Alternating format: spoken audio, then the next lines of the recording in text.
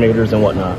Well, I think this is a time that when you get this combination of players together, you need to have success, because we all know how it goes in the NFL. The whole thing is set up to take away from the best and add to the ones that need improvement.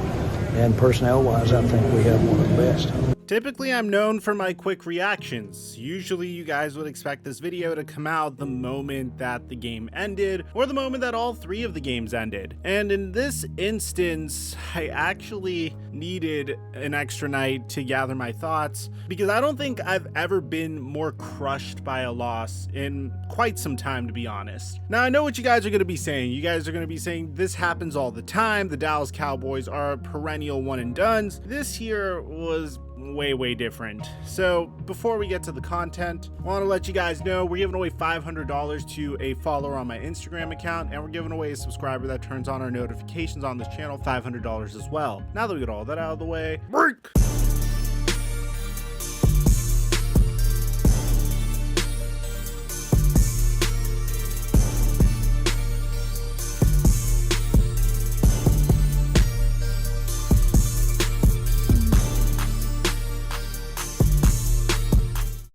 Guys, I'm going to make this real quick. As extraordinarily disappointing. Very disappointing. Mic check 1212. What's going on, everybody? Whenever I saw that the Dallas Cowboys were favored by 3 against the San Francisco 49ers, I knew something was off. Ever since that loss to the Denver Broncos, the Dallas Cowboys offense hasn't been the same. It seems like before, Dak Prescott was out there just easily throwing touchdowns to Amari Cooper, CeeDee Lamb, Dalton Schultz. Ezekiel Elliott wasn't absolutely crushing it, but you had Tony Pollard that was actually stepping up in his stead, and most Cowboys fans thought that we were saving Ezekiel Elliott for the playoffs. Whenever the offensive line was healthy, it seemed like the Dallas Cowboys were okay. But on top of that, their biggest weakness, which was their defense, seemed to have become one of their biggest strengths. Dan Quinn has been doing some absolutely remarkable things with that defense, particularly with Micah Parsons, a player that he was able to use in multiple positions on the defense, whether that's being a traditional linebacker, a run stopper, an edge rusher, which, to be honest, is something that I don't believe I've ever seen before in my entire career. Micah was able to do it all. He wasn't a liability in coverage. He was a tremendous pass rusher, which he was never used as one in Penn State, which is absolutely insane to me. Trevon Diggs would get burnt frequently, but he came up with 11 interceptions, and honestly, I think the way he was exposed this past week was kind of satisfying even for a Dallas Cowboys fan. But ultimately, I felt like this was one of our best teams that we've had in quite possibly a whole decade, maybe even longer than a decade. Better than the 2014 team where DeMarco Murray led the league in rushing and then ended up leaving, where the Cowboys lost to a dropped pass by Dez Bryant. Better than Dak and Zeke's rookie year, primarily because this was the most complete team that the Cowboys had in quite some time. The pass rushing was phenomenal. The linebacking core was pretty good. The cornerbacks, they had their moments, but due to the other factors on the team, it seemed like they were able to make up for the fact that the cornerbacks weren't necessarily the greatest in coverage, but the corners were able to take advantage of that. Trevon Diggs did come down with 11 interceptions, primarily because of the amount of pressure that the Cowboys defensive line was able to generate. The Cowboys have 2 assistant coaches that are heavily sought after this offseason as well to take full-on head coaching jobs as well. One being Kellen, one being Dan Quinn. And on top of that, Jason La Canfora also reported that Mike McCarthy could be fired, and there is conflicting reports with that as well, which we're going to analyze soon. But before we get to that, we need to talk about the actual game. No matter what anyone says, whether the refs screwed the Dallas Cowboys on that final possession or not, which they did, I firmly believe that the Dallas Cowboys shouldn't have been in that position to begin with. Watching them tie their team high with penalties in their wild card game was absolutely embarrassing. You can make the argument that 2 of the penalties were technically supposed to be false start penalties by Trent Williams that the referees missed, but even if so, they had multiple opportunities to close out the game, including a particular play on 3rd down where Neville Gallimore was called for illegal hands to the face. The defense came up with stops consistently, lately, but even when they were able to come up with stops, the Cowboys would consistently shoot themselves in the foot. On top of that, Dak Prescott did have an opportunity to drive the ball down the field one last time, but the play calling was fairly questionable. It ended up with him turning the ball over on downs on 4th and 11, although the pass he made was absolutely remarkable, and I felt like that was a very catchable ball that unfortunately didn't get caught, which led them to their final drive towards the end of the game, which was probably the best play calling I've seen all game long from the Dallas Cowboys, by the way, which resulted in a very questionable play call with 14 seconds left to go in the game, a quarterback draw.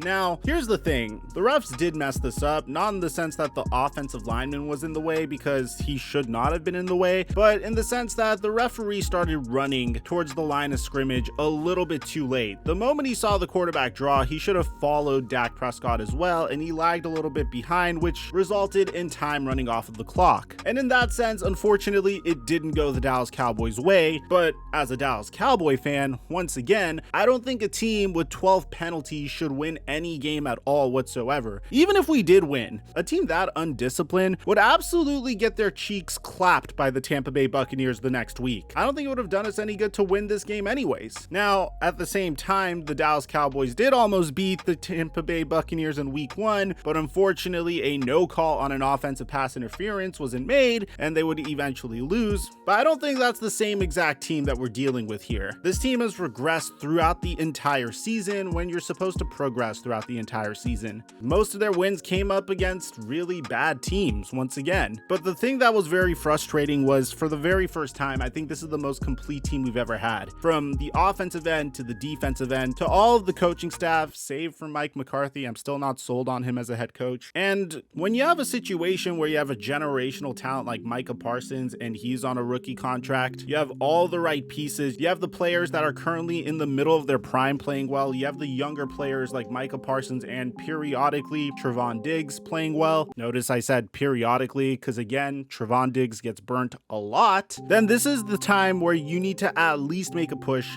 to the divisional round, maybe even the NFC Championship, and they weren't able to do that. And Dallas Cowboys fans could throw as much trash at the referees as they like, but once again, the Cowboys shouldn't have been in that position to begin with. What bothers me is there's a very limited opportunity for success here. Dan Quinn is currently being interviewed by the Denver Broncos. Kellen is a very hot and sought after commodity on the head coaching carousel as well, and there is a report that the Dallas Cowboys could replace Mike McCarthy with Kellen Moore after the team failed to meet playoff expectations. This is because interest around the league in the talented offensive mind could force Jerry Jones's hand. Now, something I never understood is I don't know who is calling the plays for the Cowboys, because whoever it is, it's very inconsistent. If it's Kellen Moore or Mike McCarthy, it's very inconsistent. Mike McCarthy's time management has always been questionable, and I myself was very shocked that the Cowboys had 3 timeouts at the end of the game yesterday. So here's what the report has to say here, and bear in mind that this report was made before the Cowboys played the 49ers. If this season doesn't end the way Jerry thinks it should, don't be surprised if Kellen Moore is their next head coach much sooner rather than later, because Jerry Jones does not want to lose Kellen Moore. Now, this has a very interesting callback where Jerry Jones made Jason Garrett the highest paid assistant in football to help keep him from taking the Ravens head coaching job, and promoted him to head coach thereafter. Like Garrett, Kellen Moore is also a former Cowboys quarterback who is viewed as a fast riser in NFL circles. Jones invested massively in Dak Prescott and wants to see him produce like a $40 million quarterback, and views Kellen Moore as essential in that process. Moore has already interviewed for the Jaguars head coaching vacancy, and the Broncos, Dolphins, and Vikings will speak to him as well. Dan Quinn also has former head coaching experience in Atlanta, taking the Falcons to the Super Bowl before re-emerging in Dallas after his firing by the Falcons. He quickly turned around a Cowboys defense that has been awful for years in the process, and became one of the most coveted candidates of this hiring cycle. The Jaguars wanted to interview Dan Quinn, and that interview has yet to take place. And the Broncos, Dolphins, Vikings, and Bears also have requested to interview him. Now, on the flip side of this,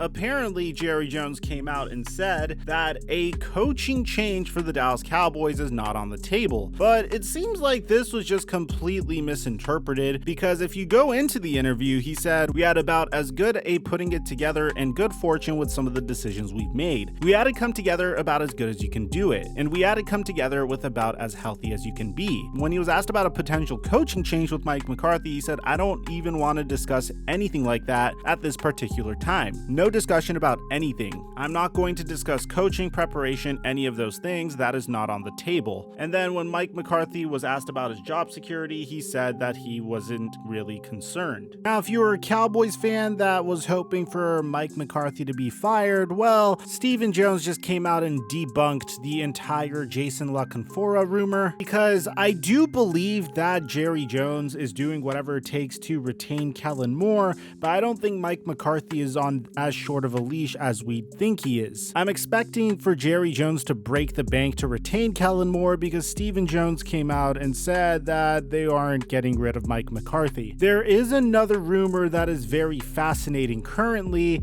and that's coming to us according to Bobby Belt, who is a Dallas Cowboys insider, who says, "I feel like Amari Cooper's gone.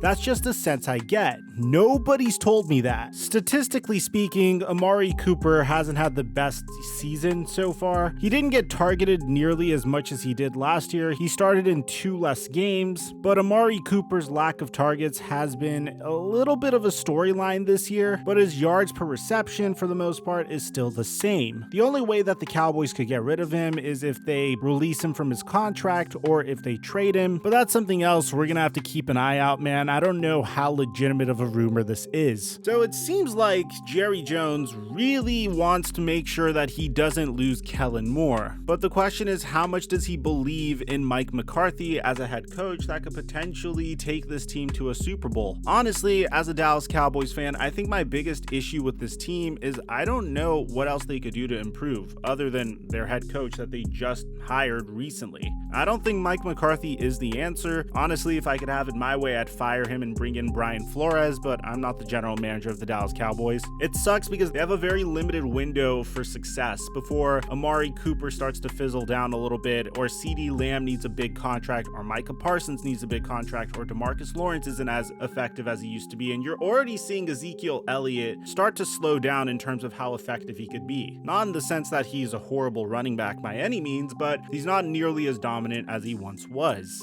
And that's my favorite player in the NFL, so if I'm saying that, then it just goes to show something. He did improve over last year, but again, not nearly as dominant, and he wasn't used nearly as much this year. So let me know in the comment section down below, what should the Dallas Cowboys do at this point? Because I don't really have any idea. Congratulations to the San Francisco 49ers for moving on, because I feel like that matchup against the Green Bay Packers is going to be absolutely captivating to watch. I apologize if hearing this as a Cowboy fan hurt. I just try to be realistic about each and every scenario. Now, if you excuse me, I'm going to go curse at my dad for making me a Dallas Cowboys fan. I'm your boy Mike. I'm dropping our mic until our next upload.